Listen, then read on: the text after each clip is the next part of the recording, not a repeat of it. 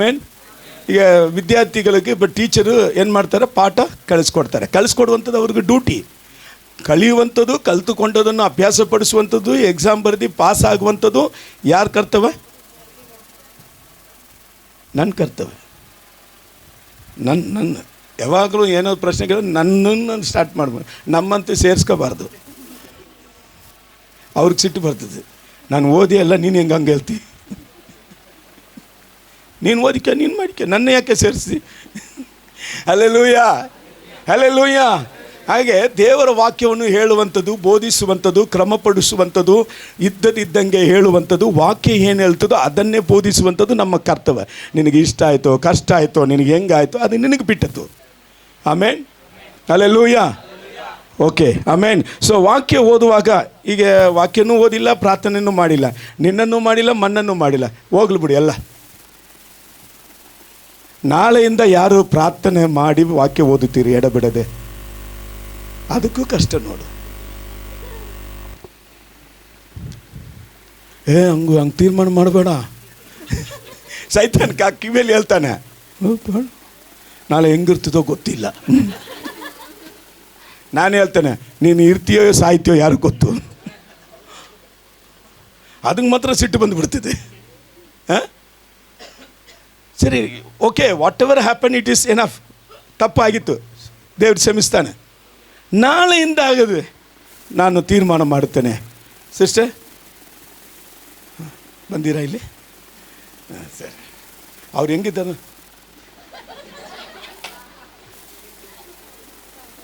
ನಾನು ಸಿಸ್ಟರ್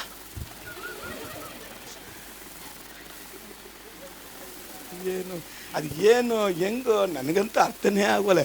ಸಂಕತ ಅಮೇರಿಕಾಗೆ ಹೋಗ್ಬಿಡ್ತಾರೆ, ಸಂಗಂತ ದುಬೈಗೆ ಹೋಗ್ಬಿಡ್ತಾರೆ. ಅಲ್ಲಲ್ಲಿ ಅಂತ ಒಳಗೆ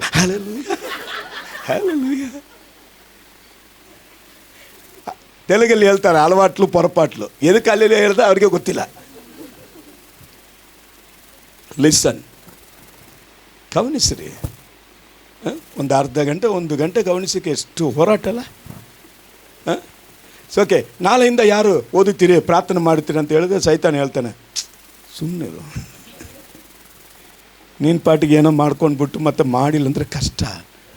ಆಮೇನ್. ನಾಳೆಯಿಂದ ನಾನು ಸರಿಯಾಗಿ ಪ್ರಾರ್ಥನೆ ಮಾಡಿ ವಾಕ್ಯ ಓದುತ್ತೇನೆ, ಓದಕ್ಕೆ ಬಂದಿಲ್ಲದವರು ಓದಿ ಕೇಳಿಸಿಕೊಳ್ಳುತ್ತೇನೆ, ಪ್ರಾರ್ಥನೆ ಮಾಡುತ್ತೇನೆ ಎಂಬವರು ಕೈ ಎತ್ತಿರಿ.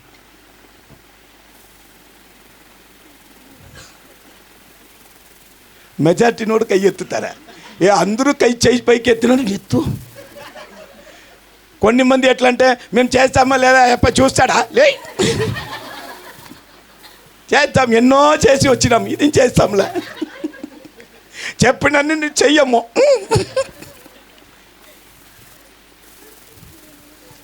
ಕೆಲವರು ಭಾಳ ಸ್ಪಿರಿಚುವಲ್ ಆಗಿರ್ತಾರೆ. ನೋಡು, ನಾನು ಏನು ಮಾಡ್ತೀನಿ ಯಾರಿಗೂ ಗೊತ್ತಾಗಬಾರ್ದು.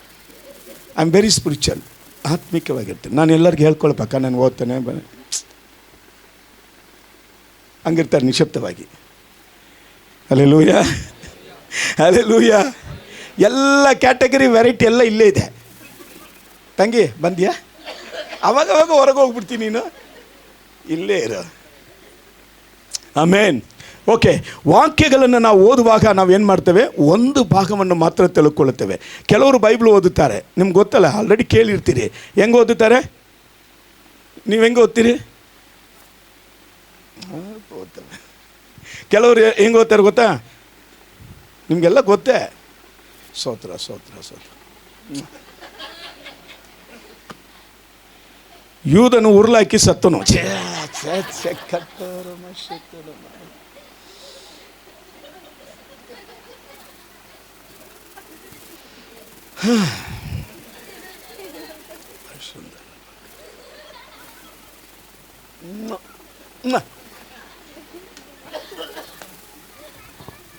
ಅವನು ಮಾಡಿದಾಗೆ ನೀನು ಮಾಡು.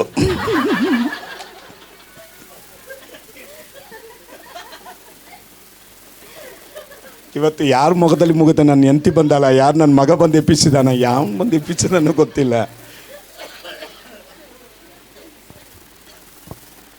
ಸ್ತೋತ್ರ ಸ್ತೋತ್ರ ಸ್ತೋತ್ರ ಸ್ತೋತ್ರ ಸ್ತೋತ್ರ.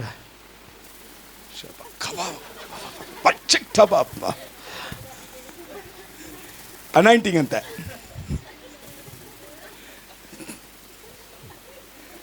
ಕಟ್ಟುತ್ತಾನೆ ಯೇಸು ನಾಮದಲ್ಲಿ, ಬಂಧಿಸ್ತಾನೆ ಯೇಸು ನಾಮದಲ್ಲಿ. ಅವನು ಮಾಡಿದಾಗೆ ನೀನು ಮಾಡು, ಮಾಡುವುದನ್ನು ಬೇಗ ಮಾಡು.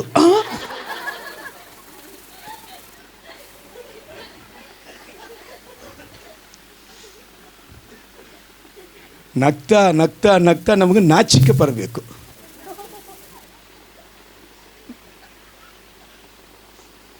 ನಕ್ಕಿದ್ರೂ ಕಷ್ಟ, ಉಮ್ಮನಿದ್ರೂ ಕಷ್ಟ, ಆತನ ನೋಡಿಲ್ಲದ್ರೂ ಕಷ್ಟ. ಏನು ಮಾಡಬೇಕು ನಾವು? ಹುಚ್ಚು ಹಿಡಿದು ಬಿಡ್ತಪ್ಪ ನನಗೆ. ಆಮೇನ್. ಭೂಲೋಕದಲ್ಲಿ ನೀವು ಯಾವಾಗಲನ್ನು ಕಟ್ಟುತ್ತೀರೋ ಅದು ಪರಲೋಕದಲ್ಲಿ ಕಟ್ಟಲ್ಪಡುವಂಥದ್ದು. ಭೂಲೋಕದಲ್ಲಿ ನೀವು ಯಾವಾಗಲನ್ನು ಬಿಚ್ಚುತ್ತೀರೋ ಅದು ಪರಲೋಕದಲ್ಲಿ ಬಿಚ್ಚಲ್ಪಡುವುದು. ಇದು ಒಂದು ಸೈತಾನನನ್ನು ನಾವು ಬಂಧಿಸುವಂಥದ್ದು. ಅವನ ಕ್ರಿಯೆಗಳನ್ನು ನಾವು ಜಯಿಸಬೇಕಾದರೆ ಅವನ ಮೊದಲು ಕಟ್ಟಬೇಕಾಗಿತ್ತು. ಆಮೇನ್. ಯೇಸು ಸ್ವಾಮಿ ಒಂದು ಉದಾಹರಣೆ ಹೇಳಿದಾನೆ. ಒಂದು ಮನೆಯನ್ನು ನೀವು ಕೊಳ್ಳೆ ಇಡಬೇಕಂದ್ರೆ, ಅಲ್ಲ ಕಳ್ತನ ಮಾಡಬೇಕಾದ್ರೆ ಏನು ಮಾಡಬೇಕಂತೆ? ಮೊದಲು ಬಲವಂತನು ಅಂದರೆ ಆ ಮನೆಯಲ್ಲಿದ್ದವರನ್ನು ಶಕ್ತಿವಂತವರನ್ನು ನಾವೇನು ಮಾಡಬೇಕಂತೆ? ಕಟ್ಟಬೇಕು. ಆಮೇನ್. ಎಲ್ಲರನ್ನ ಕಟ್ಟಾಕಿ ಬಾಯಲ್ಲಿ ಬಟ್ಟೆ ಹಾಕಿ, ಯಾಕೆ ಕಟ್ಟಿ ಬಾಯಲ್ಲಿ ಬಟ್ಟೆ ಇಡಬೇಕು? ಅವನು ಹರಿಸಿದ್ರೆ ಅಕ್ಕಪಕ್ಕದಲ್ಲಿ ಬಂದು ಬಿಡ್ತಾರೆ. ಹೌದಾ? ಕೆಲವರು ಅದು ಕೂಡ ಪಾಸ್ಟ್ಗೂ ಚೆನ್ನಾಗಿ ಗೊತ್ತಾಗ್ತದಪ್ಪ ಎಲ್ಲ. ಆಮೇನ್. ಹಲ್ಲೆಲೂಯಾ. ಸೊ ಕಟ್ಟಿ ಬಟ್ಟೆ ಹಾಕಿ ಏನು ಮಾಡಬೇಕು? ಅವನ ವಸ್ತುಗಳನ್ನು ನಾವು ಎಲ್ಲವನ್ನು ಕತ್ಕೊಂಡು ಬರಬೇಕು, ಇಲ್ಲಾದರೆ ಆಗಲ್ಲ. ಅದೇ ರೀತಿಯಲ್ಲಿ ಸೈತಾನನು ನಮ್ಮ ಜೀವಿತದಲ್ಲಿ ಆತನು ತಂದು ಹಾಕುವಂಥ ಎಲ್ಲವನ್ನು ನಾವೇನು ಮಾಡಬೇಕು? ಕಟ್ಟಬೇಕು. ಕಟ್ಟಿದನೇ ಮಾತ್ರನೇ ನಮ್ಮ ಜೀವಿತದಲ್ಲಿ ದೇವರಿಟ್ಟಿರುವಂಥ ಎಲ್ಲ ಆಶೀರ್ವಾದಗಳನ್ನು ನಾವು ಸ್ವಾಧೀನ ಮಾಡಿಕೊಳ್ಳಕ್ಕಾಗ್ತದೆ. Hallelujah, hallelujah. ನಾವು ಆಶೀರ್ವಾದವನ್ನು ಅವನು ಕಟ್ಟಾಕಿರುವಂಥ, ಆಮೇನ್, ಅವನು ನಮ್ಮನ್ನು, ಆಮೇನ್, ಸ್ತೋತ್ರ, ನಮ್ಮ ಆಶೀರ್ವಾದಗಳನ್ನು ಯಾವುದೆಲ್ಲ ಅವನು ತಡೆ ಮಾಡಿ ಇಟ್ಟಿದ್ದಾನೋ ಅದನ್ನು ನಾವೇನು ಮಾಡಬೇಕು? ಕಟ್ಟಿ ನಾವು ಬಿಡುಗಡೆ ಮಾಡಬೇಕು. ಆಮೇನ್, ಹಲ್ಲೆಲೂಯಾ. ಅದನ್ನು ಸ್ವಾಧೀನ ಮಾಡಿಕೊಳ್ಳಬೇಕು. ಅದು ಎರಡನೇದು ನಾವು ನೋಡ್ತಿರುವಾಗ, ಆಮೇನ್, ಯಾವುದನ್ನು ನಾವು ಕಟ್ಟಬೇಕಂದ್ರೆ ನಾವು ಸ್ವಾಧೀನ ಆಗಿದ ಮೇಲೆ, ಆಶೀರ್ವಾದಗಳು ಹೊಂದಿಕೊಂಡ ಮೇಲೆ, ದೇವರ ಮಕ್ಕಳಾಗಿದ ಮೇಲೆ, ಆ ಸ್ವಾಧೀನದಿಂದ, ಆ ಆಶೀರ್ವಾದದಿಂದ ನಾವೇನು ಮಾಡಬೇಕು? ದೇವರ ರಾಜ್ಯವನ್ನು ಇಲ್ಲಿ ಕಟ್ಟಬೇಕು. ಅದನ್ನೇ ಹೇಳಿದಾನೆ. ಆಮೇನ್. ಸೈತಾನನ ನೀವು ಕಟ್ಟುವುದಲ್ಲಿ ಎಷ್ಟು ಬಹಳ ಪ್ರಾಮುಖ್ಯವೋ, ನನ್ನ ರಾಜ್ಯವನ್ನು ಕೂಡ ಭೂಮಿಯಲ್ಲಿ ಕಟ್ಟುವಂಥದ್ದು ಬಹಳ ಪ್ರಾಮುಖ್ಯ. ಅದನ್ನು ಹೇಳಿದಾನೆ. ನೀವು ಭೂಮಿಯಲ್ಲಿ ಯಾವುದನ್ನು ಕಟ್ಟುತ್ತೀರೋ ಅದು ಪರಲೋಕದಲ್ಲಿ ಕಟ್ಟಲ್ಪಡುವಂಥದ್ದಾಗಿದೆ. ಆಮೇನ್. ಭೂಮಿಯಲ್ಲಿ ಯಾವುದನ್ನು ನೀವು ಬಿಚ್ಚುತ್ತೀರೋ ಅದು ಪರಲೋಕದಲ್ಲಿ ಬಿಚ್ಚಲ್ಪಡುವಂಥದ್ದಾಗಿದೆ. ಒಂದು ಕಟ್ಟಲ್ಪಡುವುದು. ಬಿಚ್ಚಲ್ಪಡುವುದು ಏನು? ಸೈತಾನ ಯಾವ ವಿಷಯಗಳೆಲ್ಲ ನಮ್ಮನ್ನು ಕಟ್ಟಾಕಿದಾನೋ, ಆಮೇನ್, ಯಾವುದನ್ನು ಕಟ್ಟಾಕಿದಾನಂದ್ರೆ ನಿಮಗೆ ಚೆನ್ನಾಗಿ ಗೊತ್ತು, ನನಗೆ ಗೊತ್ತಿಲ್ಲ, ನಿಮಗೆ ಚೆನ್ನಾಗಿ ಗೊತ್ತು ಯಾವ ವಿಷಯದಲ್ಲಿ ನಿಮ್ಮನ್ನು ಕಟ್ಟಾಕಿದ್ದಾನೆ, ಯಾವ ವಿಷಯದಲ್ಲಿ ನೀವು ಬಿಡುಗಡೆ ಇಲ್ಲದೆ ಇರ್ತೀರಿ, ಯಾವ ವಿಷಯದಲ್ಲಿ ನೀವು, ಆಮೇನ್, ದೇವರಲ್ಲಿ ಬೆಳೆಯದೇ ಇರ್ತೀರಿ, ಯಾವ ವಿಷಯಗಳು ನಿಮ್ಮಲ್ಲಿ ಬೆಳೆಯುತ್ತಾ ಇಲ್ಲ, ಯಾವ ವಿಷಯದಲ್ಲಿ ಅವನು ಬಂಧಿಸುತ್ತಾನೆ ಎಂಬುದನ್ನು ನಿಮಗೆ ಚೆನ್ನಾಗಿ ಗೊತ್ತು. ಅದನ್ನು ನೀವು ಬಿಚ್ಚಬೇಕಾಗಿತ್ತು. ಸೈತಾನು ಕಟ್ಟಾಕಿರುವಂಥದ್ದನ್ನು ನೀವು ಬಿಚ್ಚಬೇಕಾಗಿತ್ತು. Hallelujah, hallelujah. ಯಾವಾಗ ನೀವು ಅದನ್ನು ಬಿಚ್ಚಿಕೊಳ್ಳುತ್ತೀರೋ ಆವಾಗ ನಿಮಗೆ ಬಿಡುಗಡೆ ಉಂಟು. ಆಮೇನ್. ಬಿಚ್ಚುವುದು ಯಾರು? ನಾವೇ ಅದನ್ನು ಬಿಚ್ಚಿಕೊಳ್ಳಬೇಕು. ಅದಕ್ಕೆ ಸ್ವಾಮಿ ಹೇಳ್ತಾನೆ, ಭೂಮಿಯಲ್ಲಿ ಯಾವಾಗಲೂ ನೀವು ಬಿಚ್ಚುತ್ತೀರೋ ಪರಲೋಕದಲ್ಲಿ ಬಿಚ್ಚಲ್ಪಡುವಂಥದ್ದಾಗಿದೆ. ಆಮೇನ್. ಒಂದು ಅದೇ ಪರಲೋಕ ರಾಜ್ಯ ಸಂಬಂಧಪಟ್ಟದೇನು ಗೊತ್ತಾ? ನಮ್ಮ ಒಂದು ಆಶೀರ್ವಾದಗಳನ್ನು ನಾವು ಬಿಚ್ಚಿಕೊಳ್ಳುತ್ತೇವೆ, ಸೈತಾನ ಕಟ್ಟಿರುವುದರಿಂದ ನಾವು ಬಿಡುಗಡೆ ಆಗುತ್ತೇವೆ. ಆಮೇನ್. ಅದೇ ರೀತಿಯಲ್ಲಿ ನಾವು ಬಿಡುಗಡೆ ಆಗಿದಾಗೆ, ನಾವು ಬಿಚ್ಚಿಕೊಂಡಿದ್ದಾಗೆ, ನಾವು ಆಶೀರ್ವಾದಗಳನ್ನು ಹೊಂದಿಕೊಂಡಿದ್ದಾಗೆ ಅನೇಕರನ್ನು ನಾವು ಬಿಚ್ಚಲ್ಪಡುವ ರಾಜ್ಯದಲ್ಲಿದ್ದೇವೆ. ಕಟ್ಟಲ್ಪಟ್ಟ ಜನಗಳನ್ನು ಬಿಚ್ಚುವಂಥ ಜವಾಬ್ದಾರಿಯನ್ನು ದೇವರು ಪ್ರತಿಯೊಬ್ಬರಿಗೂ ಸಭೆಗೆ ಅದನ್ನು ಕೊಟ್ಟಿದ್ದಾನೆ. ಹಲ್ಲೆಲೂಯಾ. ಇವತ್ತು ನಮ್ಮಲ್ಲಿರುವಂಥ ಪ್ರಾಬ್ಲಮ್ ಏನಂದರೆ ನಾವು ಕಟ್ಟುವುದಿಲ್ಲ, ಬಿಚ್ಚುವುದಿಲ್ಲ. ಏನು ತಂದಿಲ್ಲ ಹುಟ್ಟುವಾಗಲೇ, ಏನು ಒಯ್ಯುವುದಿಲ್ಲ ಸತ್ತು ಹೋಗುವಾಗಲೇ. ಸಭೆಗೆ ಬಂದಾಗ ಹಂಗೆ ಬರ್ತೀರಿ, ಸಾಯುವಾಗಲೂ ಹಂಗೆ ಹೋಗ್ತೀರಿ. Hallelujah, hallelujah. ನಾವು ದೇವರು ನಮಗೇನು ಕೊಟ್ಟಿದ್ದಾನೆ ಗೊತ್ತಾ? ಮೊದಲು ನಮಗೆ ಅಧಿಕಾರವನ್ನು ಕೊಟ್ಟಿದ್ದಾನೆ. ಆಮೇನ್. ನಮಗೇನು ಮಾಡಿ ದೇವರು ಕೊಟ್ಟಿದ್ದಾನೆ? He gave the authority and power to dominion to be loose it and bind it in the earth. Amen. ಭೂಲೋಕದಲ್ಲಿ ನಾವು ಕಟ್ಟುವಂಥದ್ದನ್ನು ಬಿಚ್ಚಲಿಗೂ, ಬಿಚ್ಚಲ್ಪಟ್ಟಿರುವುದನ್ನು ಕಟ್ಟಲಿಗೂ ದೇವರು ನಮಗೆ ಅಧಿಕಾರವನ್ನು ಕೊಟ್ಟಿದ್ದಾನೆ. Hallelujah, hallelujah. ಜೀವವು ಮರಣವು ಎಲ್ಲಿದೆ? ಯಾರ ನಾಲಿಗೆ?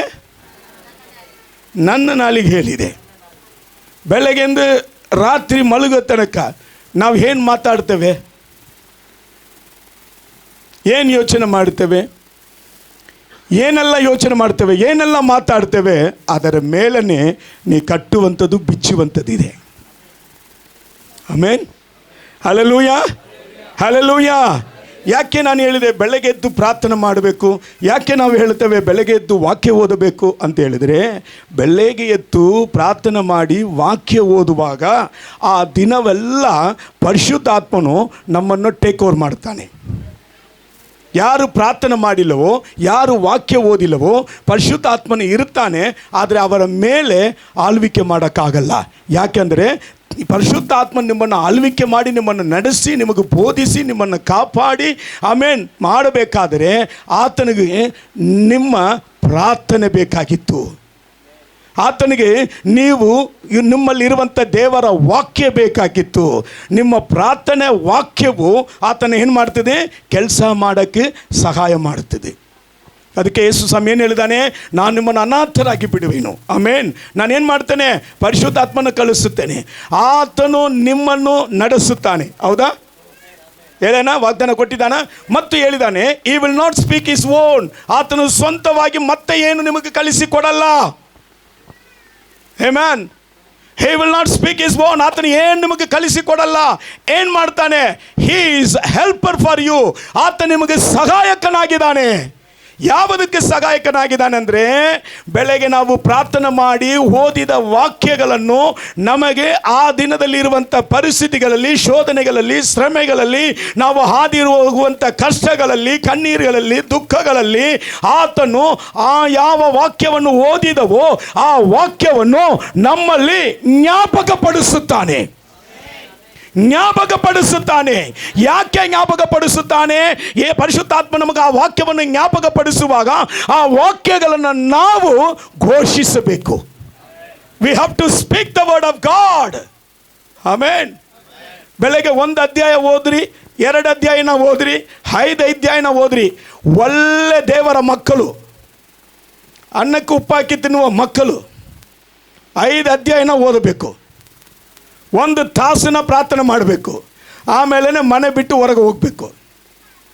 ನೀವೆಲ್ಲ ಹಂಗಿಲ್ಲಲ್ಲ ಬಿಡ್ರಿ, ಅಂದರೆ ಒಳ್ಳೆ ಮಕ್ಕಳು ನೀವು. ಆಮೇಲೆ ಹಲ್ಲೆಲೂಯಾ, ಹಲ್ಲೆಲೂಯಾ. ಓಕೆ, ಆ ರೀತಿಯಲ್ಲಿ ನೀವು ವಾಕ್ಯ ಓದುತ್ತಾ ಇರುವಾಗ 5 ಅಧ್ಯಾಯವಾಗಿರಲಿ, 1 ಅಧ್ಯಾಯವಾಗಿರಲಿ, ಮನಪೂರ್ವವಾಗಿ ನೀವು ಪ್ರಾರ್ಥನೆ ಮಾಡಿ ವಾಕ್ಯ ಓದುವಾಗ ಯಾವುದೋ ಒಂದು ವಾಕ್ಯ ಖಂಡಿತವಾಗಿ ದೇವರು ಮಾತಾಡ್ತಾನೆ. ಯಾರಿಗಾದ ಅನುಭವ ಉಂಟಾ?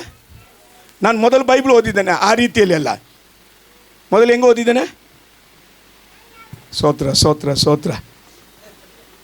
ಆಮೇಲೆ ಅದಲ್ಲ, ಕೆಲವರು ಕೀರ್ತನೆ ಓದ್ತಾರೆ, ಕೆಲವ್ರಿಗೆ ಅವ್ರಿಗೆ ಇಷ್ಟವಾದ ವಾಗ್ದಾನಗಳನ್ನು ಓದುತ್ತಾರೆ. ಹಂಗೆಲ್ಲ ಪ್ರತಿದಿನ ಬೈಬಲನ್ನು ಕ್ರಮವಾಗಿ ಓದಬೇಕು. ಆಮೇನ್. ಓಕೆ, ಸೊ ಆ ರೀತಿಯಲ್ಲಿ ಓದುವಾಗ ಏನಾಗ್ತದೆ? ಪರಿಶುದ್ಧಾತ್ಮ ನಿಮ್ಮಲ್ಲಿ ಸಹಾಯ ಮಾಡುತ್ತಾನೆ.